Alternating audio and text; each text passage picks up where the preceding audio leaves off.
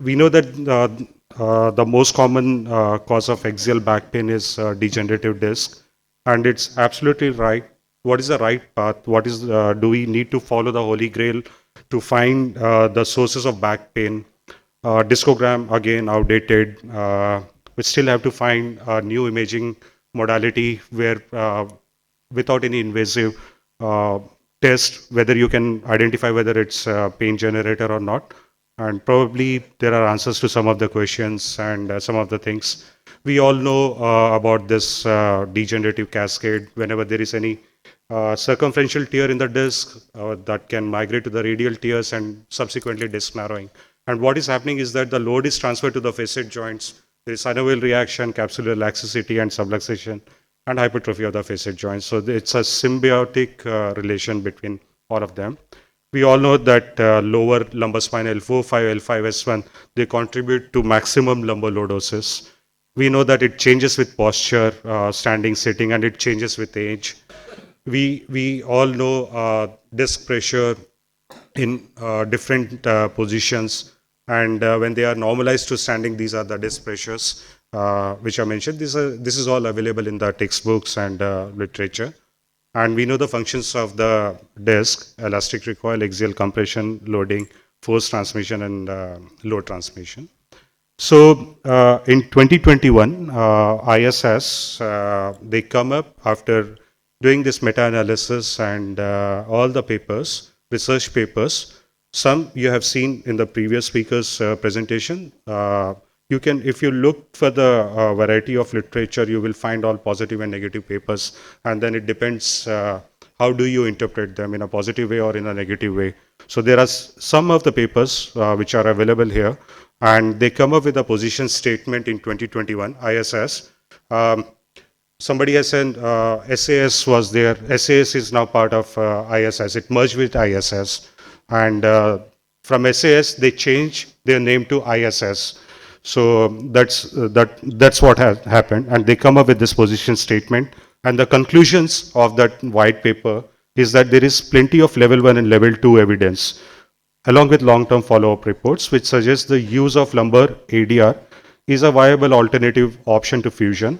Those with exclusions as per FDA labeling should not be considered for arthroplasty.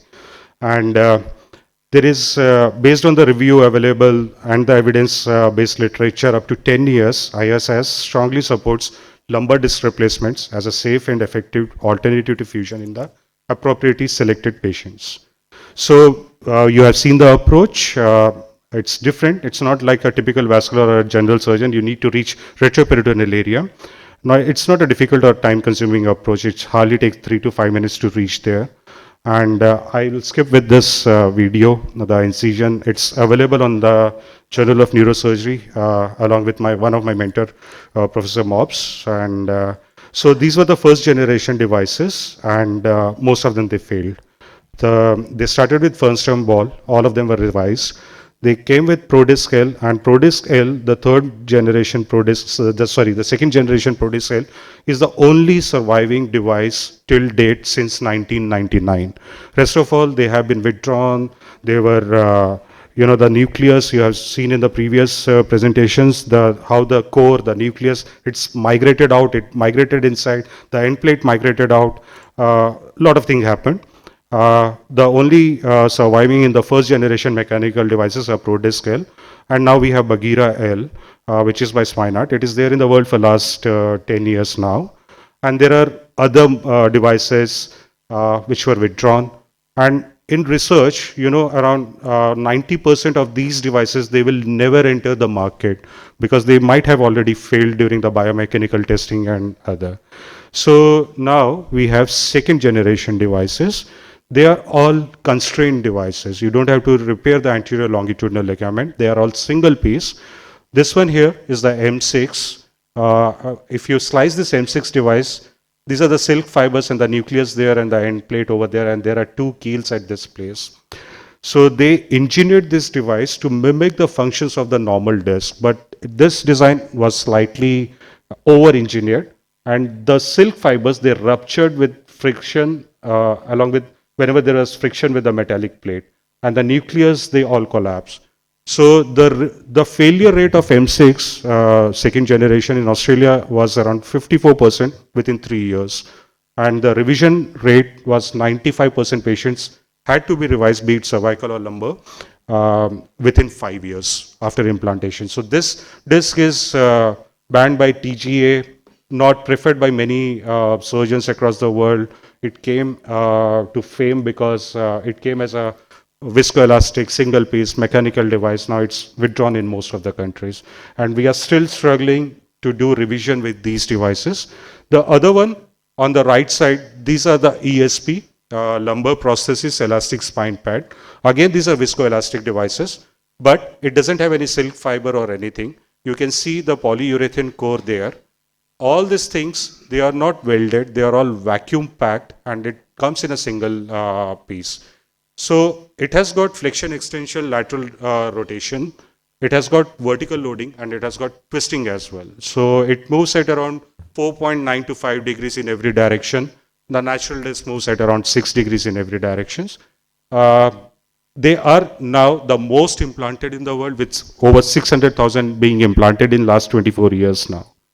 And now we have the third generation, in which we have replaced metal, and we have the bioceramics, and the end plates are contoured to the patient's anatomy. This is the ceramic model. We got patents for these devices recently, and the human trials are about to be started, and probably by January 2026 they should be available for use. They are all custom printed devices, so that means they are not off the shelf. You need to get a CT scan, measure everything, and then you custom print it. What we have retained is that we retained the core, the flexible core of this device, and we integrated with the ceramic one. So we still have to see how this will behave, whether it will come to the world, whether it will see the light of the day or not. We still have to see. It's still a long way. So fusion and disc replacements. Fusion is still considered as a gold standard, and for spinal reconstruction for degenerative diseases, but fusion will cause loss of movement, failure to restore disc height depending on the type of fusion which you are trying, and I'm sorry. Okay. So we know that fusion causes loss of motion, depending on the type of procedure, the failure to restore disc height, pseudoarthrosis, HSS segment disease, donor side morbidity, pain, and sagittal imbalance. And the rationale for disc replacement was to remove the pain generator and dynamically stabilize the spine, maintain and restore motion at the operative levels, normalize all the stresses on the adjacent segment, achieve equal or better symptom reduction than fusion, reduce index level revision rate, and reduce adjacent segment degeneration. So these are hybrid surgeries, L45 ADR and L5S1 ALF. So why do we do hybrid surgeries? The technology, the pathology decides the technology. If you have battered nerves, and if you think that this is immobile segment and you are not able to restore it, then fuse it and you can do the upper level as an ADR. But they have to fall within the inclusion criteria of ADR. So the target is at L45 we see the maximum translation in anteroposterior way, and at L5S1 we see the proximal distal translation, and it's very less movement at L5S1. So in the morning also we have shared the results of comparison of two-level ADRs with hybrid, and now this is 15 years data. We know the results. The two-level remained mobile in all of them in around 181 patients. The range of movement was greater in the upper segment always, be it L3-4, two-level L3-4, L4-5. There was no different in the range of movement. L4-5, L5S1, we see more mobility at L4-5 and less mobility at L5S1. And despite whatever constraint, the movement was maximum at L4-5 and it was not unaffected. These were the functional reduction. There was significant, statistically significant improvement in the ODI scores, improvement in the axial and the radicular VAS scores, and the overall satisfaction was also better.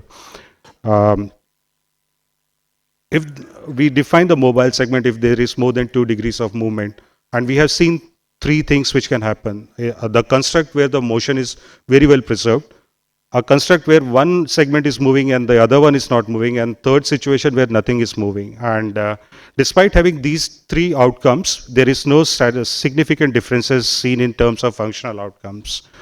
In sum, which was less than 0.01%, the disk was completely frozen, and the reasons were improper placement of devices. And there was too much distraction of the disk height. Now, with the mechanical devices, we know why all these devices fail. So the Charité, the ProDisc, and everything has been withdrawn only because improper placement of devices were there. Once you understand the center of rotation of the lumbar spine, and if you are very accurate with these devices, they may fail, but it's very rare to achieve a failure with these kind of devices. And also we know that if you distract too much, there will be a lot of distraction pain in the facets. You need to see how the facets are moving when you are distracting. If you get a gliding movement, parallel movement, both sides, then probably that level is for ADR. If it is not, then it is not for ADR. And these were the range of movements or the center of rotation at L4-5 in a normal spine. And this is what we achieved at 15 years. We achieved the center of rotation for L4-5 and L5-S1, which is very close to the normal anatomy. And with these kind of devices, the viscoelastic LP, ESP, we still have to see if there is any failure. And if you look from the anteroposterior view at L4-5 or L5-S1, since the center core is viscoelastic, even if you're off by say around 3 millimeter from the midline, it can auto balance at center of rotation. So that's why these devices will never fail. But these devices, they take a lot of time to integrate with the bone. And if you make the patient more mobile, or early return to the active life, like jogging or running within 2 weeks, and doing all the stressful exercises before the bonding between the bone, between the end plate of the disc and the bone happens, then they can migrate out. So some of the surgeons in Europe, they have started putting a screw to stop the prevention of migration of these devices. But we say that with the screw and with the metal, if it is a moving, there are chances of metallosis, and they can subsequently cause osteolysis and implant failure. So if you need a screw to hold these devices there, then probably that level is not for this kind of ADR, and instead you can switch over to the mechanical device, which is ProDisc or Bagheera. Please wrap it up. Please, if you could wrap it up, because we're out of time. Yeah, sure. Thank you. So the results, the radiographic analysis was done with the pelvic incidence, tilt, and sacral slope. We measured the L4-5, L5-S1 flexion, extension, range of movement. The pelvic motion was also measured by measuring the sacral slope in flexion and extension, and we introduced a new measurement, which is known as L1 raise, flexion, extension, L1 range of movement. And these were introduced, the pelvic motion and L1, to see how the lumbopelvic complex has a global effect on the movement. And when we fused L5-S1 in the hybrid group, we saw that the pelvic femoral range of movement gain with ADR was 16 degrees.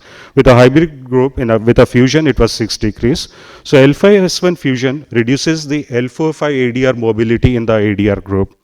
And when L5-S1 fusion reduced L4-5 ADR mobility in the hybrid group, it decreases the flexion compared to the baseline. And the decrease of flexion in a hybrid or in a fusion group was 1.53 degrees, whereas we gained around 20 degrees of movement in the ADR group. And L1 raise, it also reflects the superiority of the two-level ADR versus hybrid. And the global reduction of movement is principally due to the loss of movement at L5-S1. So in ADR, we gain more movement and compared to this. So these are the complications with the viscoelastic devices. We have a new kind of complication, which is the osteolysis of the bone. This is completely aseptic, non-infected, but we still see these kind of osteolysis. There are 21 reported out in last 7 years now. We still don't know what are the reasons, but some of the surgeons in France, like Patrick Tropiano and Burchard Reschke, they come up with an theory that there are some geode formations or there are some irregularities in the mechanical end plate, or the vertebral body disc herniation. Those are the people who may develop that, which you can very clearly see. But still, it's theoretical. It's not verified that you can get all kind of complications with anterior approaches. So these are some of the 1, 2, 3, 4 level ADRs, and these are some of the hybrids. I skipped them. Yeah, yeah, yeah. So the lumbar disc replacement is not for every patient and not for every surgeon. A very good ADR is always better than a very good fusion. A good fusion is always better than a very bad ADR, and the bad ADR is worse than a bad fusion. So, thank you.